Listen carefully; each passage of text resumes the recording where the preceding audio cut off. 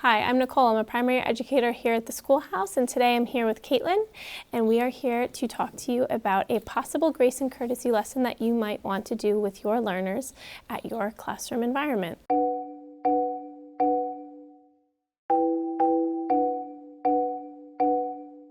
In the primary environment, children are starting to learn social dynamics. They're learning how to share, and they're especially learning how to interact with each of each other. And so we would like to do a little role play. So whenever we do grace and courtesy in the primary environment, we always start with a role play between two adults. So we would gather them at a circle or a meeting, and we would tell them that we had something to share with them. And during this meeting, we would role play or act out a scenario and then provide the children with a couple of different ways to react to that scenario. So today we are going to be talking about how to ask somebody politely if you can join in their work.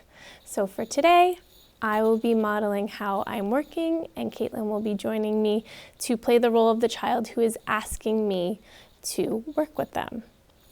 So during this time at your circle, you would really take on your full character, and you would start working with your work. You might want to go back and forth and keep yourself very focused and engaged in what you're doing, just like as if you were a child.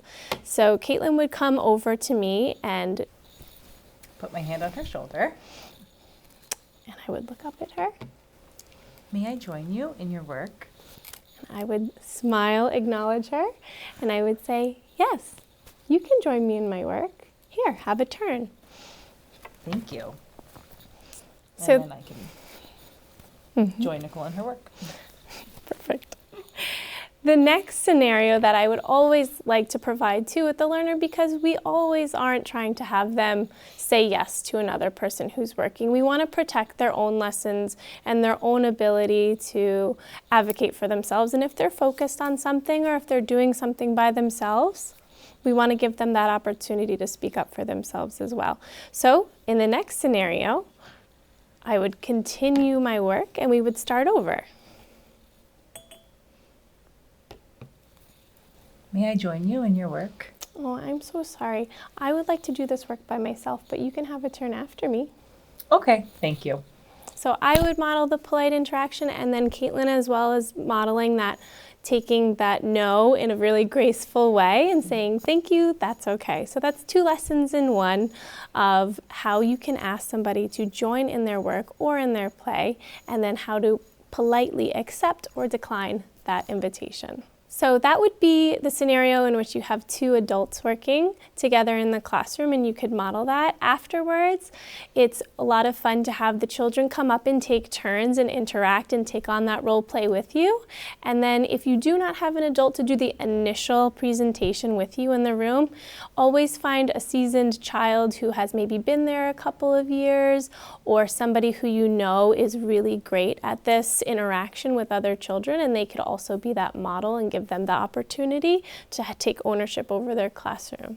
This is the type of lesson that you might want to start to do at the beginning of the year. So as your classroom or your environment is normalizing, these are the type of things that we want to give to learners, because we never want to assume that they have background knowledge on these types of interactions. So we would give these in the beginning of the year. I also like to do these after a long break. Sometimes children come back from a break and they need a little reminder. It's also great to just read the energy of your classroom. If you're seeing many interactions where children are not being polite with one another, or they're just jumping into work with others and not respecting those boundaries, that would be a great time to bring it into your circle time and practice it with the entire group. Here at the schoolhouse, we appreciate you, our learners, our community. Thank you. We'll see you next time.